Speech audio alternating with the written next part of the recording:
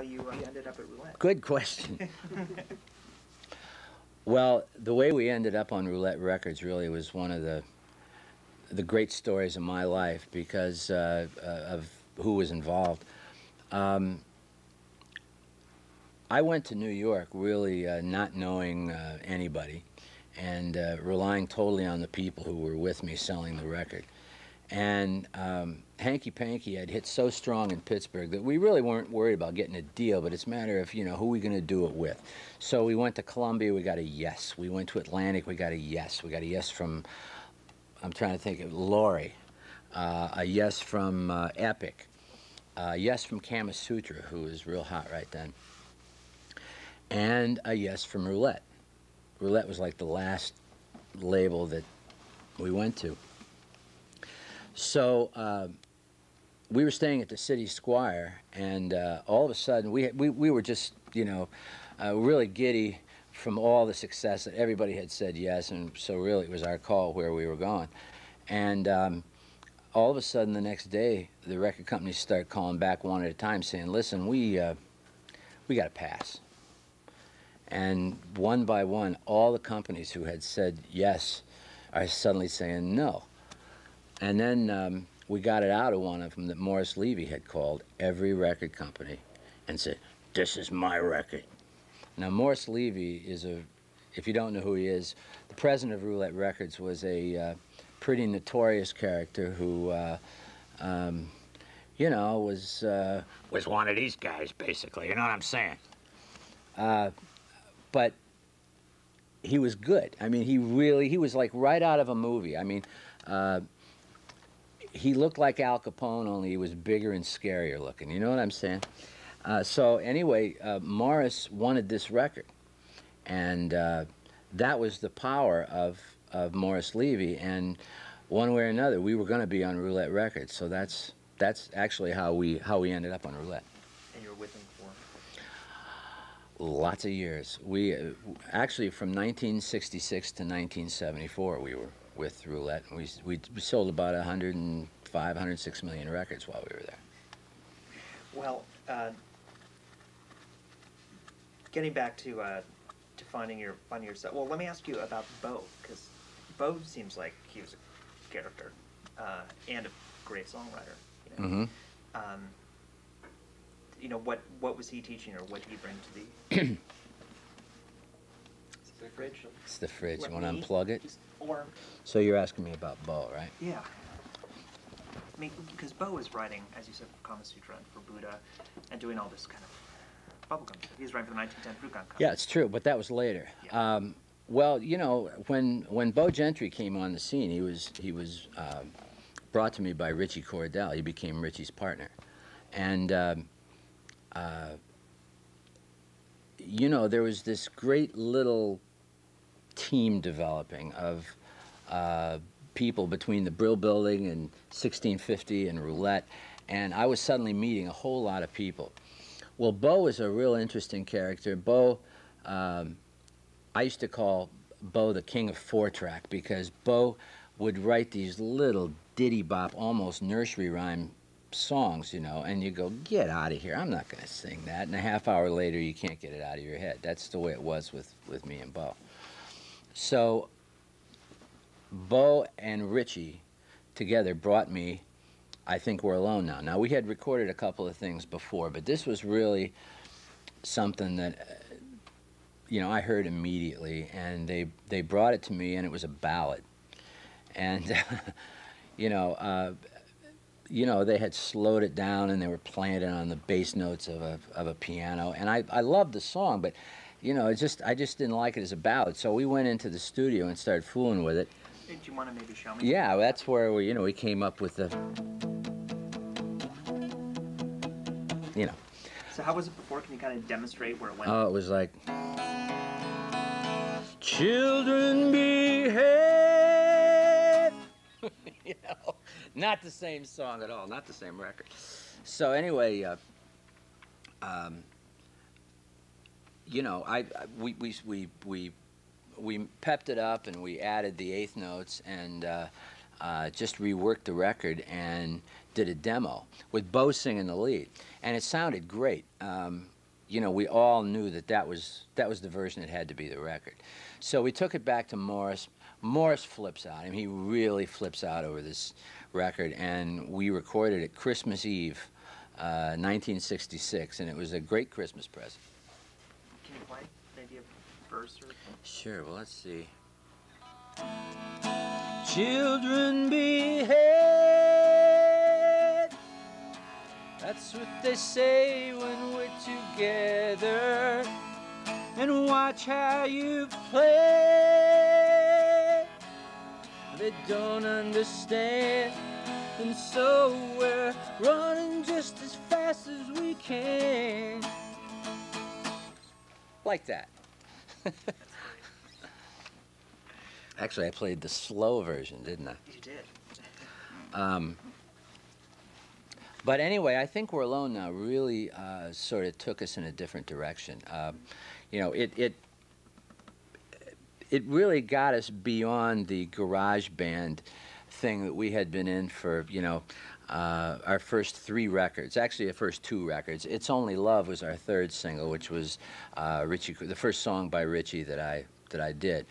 But I think We're Alone Now really took us in a whole other down a whole other path, because it drastically changed our style. You know, this really became a signature, you know, for about 6 records, you know, and so we just stayed on that for the whole album. And of course, Mirage came next, and I Like the Way, and our first cover, actually, Baby Baby I Can't Take It No More, by another artist. Well, how did those, you know, how instant was the success of I Think We're Alone Now? Well, it just took off like a jet. I Think We're Alone Now really was released, I think, Christmas week of 66, I guess the first week of January, 66, and just stayed on the charts for a good 5 months. Just didn't come off the charts. It was, and it sold a lot of records around the world. It was our really first big international hit. And although Hanky Panky had sold overseas, this one really caught on all over Europe and South America. And so it was a very important record for me, and sort of got us to phase 2, you know. Now, where did Mony come in? Because that seems closer to Hanky Panky than I think. Well, Mony was in '68. Actually, we had gone through, I Think We're Alone on Mirage, and then Getting Together and Out of the Blue, and I was, you know, we were voted top male artists of '67 by Billboard, and it was a great year. '67 was a wonderful year from a lot of different directions. You know what I'm saying? Not just for me, but it was a great year for the music business. Well, let me ask you one follow-up to that, which is, you know, that's like The Summer of Love. That's absolutely psychedelia. I mean, how did what you were doing relate to that, or did you feel? Well, you know, once you're known for selling singles, you know, your life sort of becomes, you know, going from one single to the next. And really, our next job was to find that next single and get it in the can as fast as we could. That was the idea. And because we were basically a pop radio act. That's what we were. And so everything was about getting that next record. And you never knew which thing you were recording was going to end up being that record. You had ideas. But I think that's a very fun way to approach music. I can't think of anything more boring than saying, now, what kind of an album do we want to make? I never had that luxury. The album was always determined by what single just made, and oh my God, we got to get in the studio and make an album. You know, I was always playing catch-up baseball. Mm-hmm. So... but it was working. Oh, it's great. I mean, and listen, I wouldn't have had it any other way, because that's really who I am. That's really what I like doing. I'm nauseatingly pop and love it. You know, that's what I love to do, is make pop music. But you know, maybe part of the reason it was working so well is, I mean, everybody else at that time was talking about albums and rock was getting so ponderous and so Yes, heavy. introspective too. It seemed that I mean the industry in the early '60s was all like you were talking, hit record, single driven, but it changed. Well, of course, Sergeant Pepper changed all that. Let me say that again. Sure. You're absolutely right, but Sergeant Pepper changed all that. Sergeant Pepper opened up not only a new musical universe, but the record companies suddenly realized that they could make a whole lot more money selling albums than singles. And so, in some sense, the Sgt. Pepper album ended the singles market. Or at least started it competing with the albums finally overtook the singles market the following year, but that really started the ball rolling. And '67, you could say, was the last big year of the singles market. And but it was inevitable. It wasn't like this was a bad thing. '67, of course, was a big year for well, what ended up being called psychedelic music, but it was a real changeover, and I think the war had a lot to do with that. I think,